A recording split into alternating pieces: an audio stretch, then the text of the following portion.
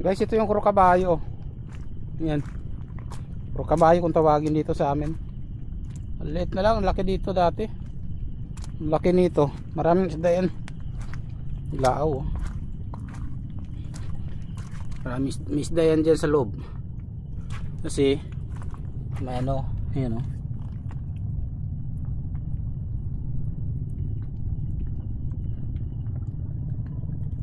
Ito yung karukabayo na tinatawag dito.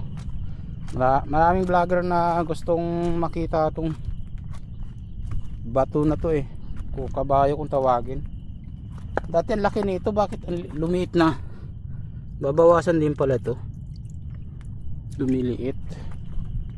Dito lang to sa may ano, sa may sitio to do, ayan. Ayan lugar namin oh. Oh.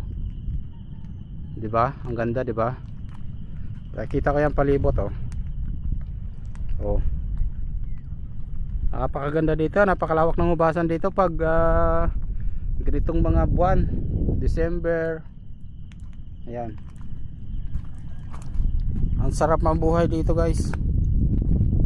Sarap talaga kasi probinsya. Ayan, walang gutom dito pag masipag ka lang. Kasi mamingwit ka lang, masipag ka lang maghanap ng mga ulam. Libre na nga hapunan mo, libre na yung pananghalian mo, guys. Ayan. 'Di ba? Ang ganda dito. Dati may ano yan dyan oh. May mga maisan yan dyan oh, kaingin kung tawagin dito. Pinakaingin namin yan dyan dati. Noon pa, maliit pa ako. Ngayon wala na kasi ang hanap buhay naman talaga dito sa amin pangingisda. Nabubuhay pa si lolo.